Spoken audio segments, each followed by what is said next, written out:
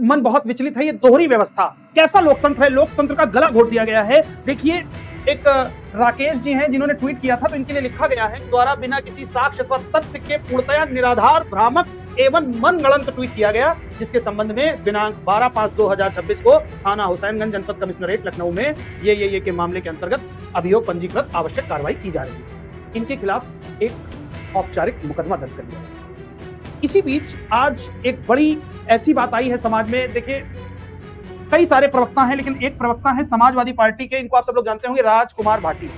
इन्होंने बोलने में अपना संतुलन ही खो दिया। इन्होंने आज ब्राह्मण समाज की तुलना वैश्य से कर दी। देखिए, जिस तरह का रक्त का प्रवाह आपके शरीर में होगा, वैसी ही आपकी भाषा शैली रहेगी। जैसा खाएंगे अन्न, वैसा रहेगा मन। आप इसी तरह की बात कर सकते हैं। अब मैं इनको इसलिए लाया हूं, मेरा मुद्दा कोई राजनीति नहीं है, लेकिन ये कौन लोग हैं जिनके लिए सारे संविधान, सारे नियम, सारे कानून ताक पर हैं? इनकी जो इच्छा हो ये वो कह देंगे। किस ब्राह्मण समाज की बात कर रहे हैं आप? ब्राह्मण समाज की शुरुआत दधीच से होती है। वो मंगल पांडे, वो चंद्रशेखर आजाद। आप क्या जानते हैं ब्राह्मण समाज के बारे में? आप ब्राह्मण समाज की तुलना वैश्य से करेंगे? जी हाँ, क्योंकि आपने यही पढ़ा, यही सीखा। और हाँ, जिस विषय वस्तु का आपको बेहतर ज्ञान होगा वही तो बताएंगे। शायद वैश्यावृत्ति का आपको बहुत ज्ञान है, इसलिए आपने वैश्य से तुलना की है ब्राह्मण समाज की। और दूसरी बात मैं कहना चाहता हूं कि आज तो आपका ये बड़बोलापन, लेकिन कहां है वो लोग जो विधान भवन में बैठकर कहते हैं कि मिट्टी में मिला दूंगा?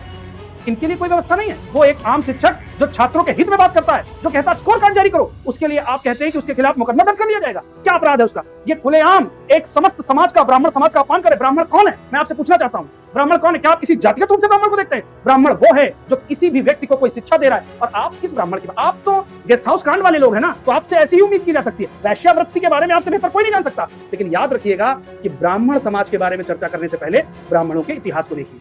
आपने भी ब्राह्मणों के पैर छूकर ही सत्ता का पद हासिल किया है, इस बात को ध्यान रखिएगा। और दोबारा कभी आप सत्ता के गलियारों में नहीं आ पाएंगे अगर आपने इस खास समाज से, ये ब्राह्मण समाज हो या क्षत्रिय समाज हो या वैश्य समाज हो, ये एक ट्रेंड चल गया है कि अगर आपको हिट होना है या कुछ भी करना है तो किसी भी समाज को गाली दे दीजिए। ये आम बात बना रख ली आपने। और अगर कोई शिक्षक छात्रों के हित में कोई मांग करता है तो उसे जेल में डाल दो, उसे इतनी लाठियां मारो कि दोबारा वो कभी यूट्यूब पे आकर कभी किसी छात्र के हित में बात ना कर सके। ये कैसा दोहरा कानून है? ये कैसी व्यवस्था है? ये प्रश्न मैं आज आप सभी लोगों से पूछना चाहता हूं और इन्हीं शब्दों के साथ अपनी वाणी को संयम देता हूं। अगर इन प्रश्नों का जवाब मिल जाए तो जरूर मुझे एक बार साझा करिएगा।